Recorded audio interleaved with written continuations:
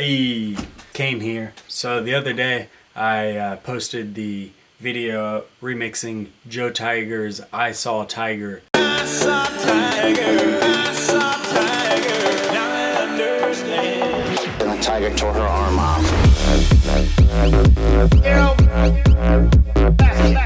Today I'm just going to go over how I made it using Ableton and some of the music composition. So I knew I wanted this song to be kind of like bass housey, so I set the tempo to 128. I downloaded the Joe Exotic I Saw a Tiger, and I found the part that I really wanted to use. And then kind of just chopped the I Saw a Tiger part up. I just set some of the transients, just moved it around a little bit so it kind of had more groove to it. I saw Tiger. It's a little faster, and it fits on the actual beat markers. I saw Tiger. I saw Tiger. I kind of wanted just to kind of have that part repeating up for a build, and then just kind of have it drop into nothing. So to keep that interesting, I just use a little bit of auto-tune on Joe Exotics. I use this Waves tune tool, and I pretty much just took everything and put it in the key of A. So then I decided to keep the original way he had it, so it kind of was like a call and call and response. So it's like a call and response kind of thing. I saw Tiger, I saw Tiger. I froze that. I took that loop and just automated the reverb and the equalizer. I compressed the vocal sample a little bit so it fits in better with the whole track. And then right there I put a different one of his samples and did the same thing, shortened it down a little bit, and it was just the I feel like it needed something else, so I found this audio clip. There's a really quiet sample, so I did some compression, multiband dynamics, saturation, and a little EQing. And then on all the vocals I did more compression, a little bit of reverb that I automate, more speech enhancement, which is the multiband dynamics, saturation, and then some more EQing. And I got this from it, which it really definitely brings it out. So after that vocal build, I just added some the kick to it. It's a pretty simple kick. I added in some shakers and some drum top loops, and then I added some little bleeps to kind of keep some things going on in the background. So here's all of that together. I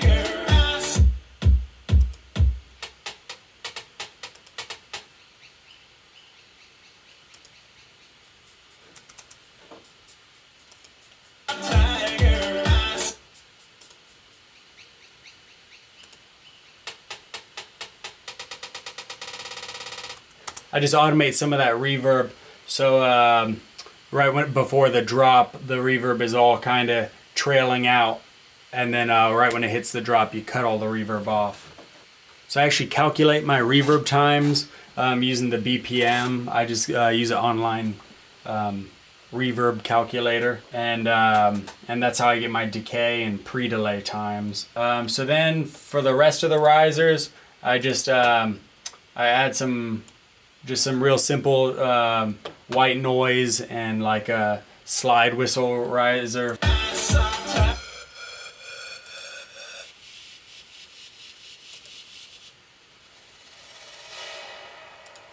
So I just have some really heavy reverb on the white noise and the swoosh sound, and then I keep the flute thing pretty dry, and then I add in this DJ scratch because I want the track to get a little more dark. So I add a DJ scratch and a reverse sub drop to suck in the bass, and then also a reverse impact to just suck right into that drop. Now I understand.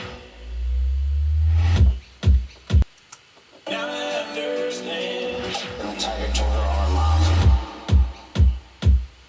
So I used this donk bass to keep it kind of dark, and just came up with a real simple bass line, and then kind of modified a couple notes.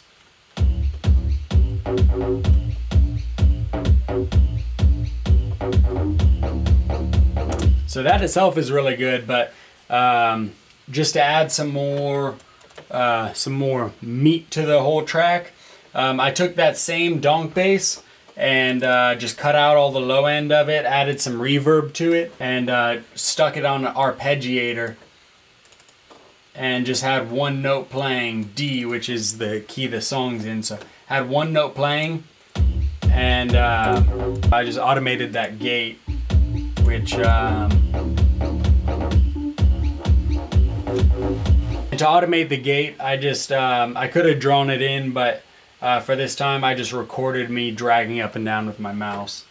So I used the same bass again, and I kind of turn it into a build sound. I add some LFO to the cutoff filter, which kind of gives it a little wobbliness.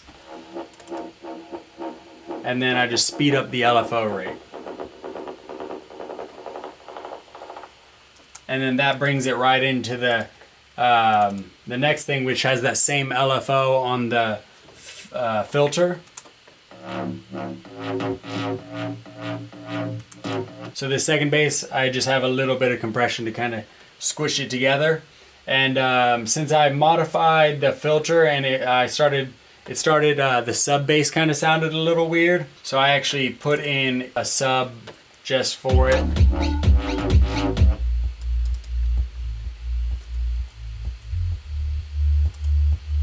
So for that second drop, I just found this really nice drum top loop.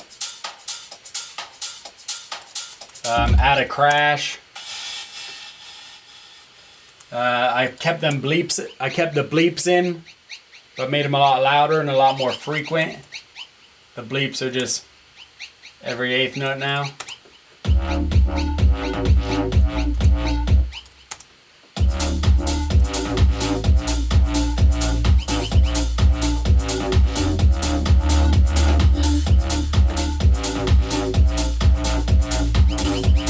So I found another sample of Joe being pissed off. Threw that in there.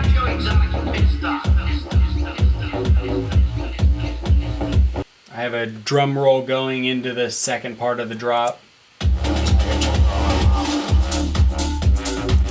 And then I figured no song's complete without the Carole Baskin reference. So...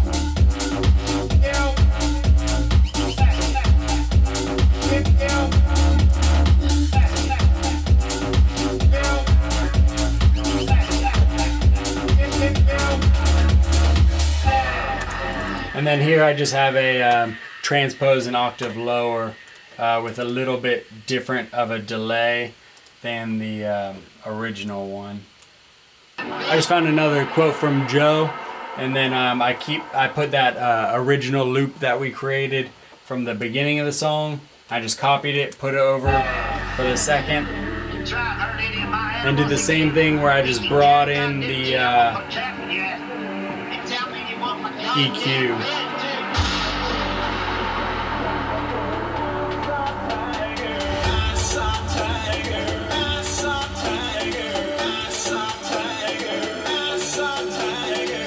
So pretty much everything from the second build is the same as the first build, except for I add in that donk bass beforehand, and I just EQ out. I compress it and EQ out all that low end. And it kind of just builds up to it. But yeah, other than that, everything is pretty much the same as the first build. And then the drop on the second one definitely goes a little harder. So the second drop, I'm using that same bass as the second part of the first drop. I just use a filter in Serum. I just add a filter to it and automate the mix. I was just kind of messing around, trying out different things, trying distortion and stuff, and this is just the one that I liked a lot.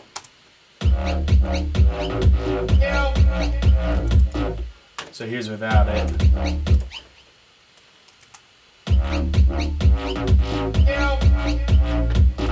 So it's pretty cool without it, but with it, it kind of just makes it way more like, wow, wow. Sounds a lot angrier, like he's furious. So I just added some other sound effects, siren noises, wash up noises, reverse impacts.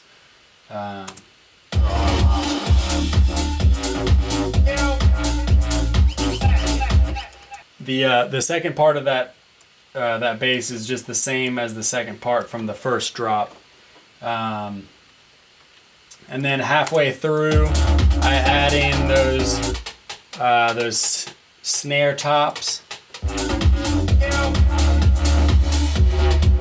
And then for the end, I pretty much just take that bass and just have it play through and mess with the LFO rate a little bit. So I got my sub drop for the outro, and then I got some like risers going up to the outro, and then pretty much just cut off all the instruments there, and then just kind of trail it off. I kind of worked reverse when I did this, and so for the intro I actually did last. I decided to use the actual intro of the song because I was like, it's not a bad song. I just added in a couple like special effects. So here we have a impact. Add my crash right there.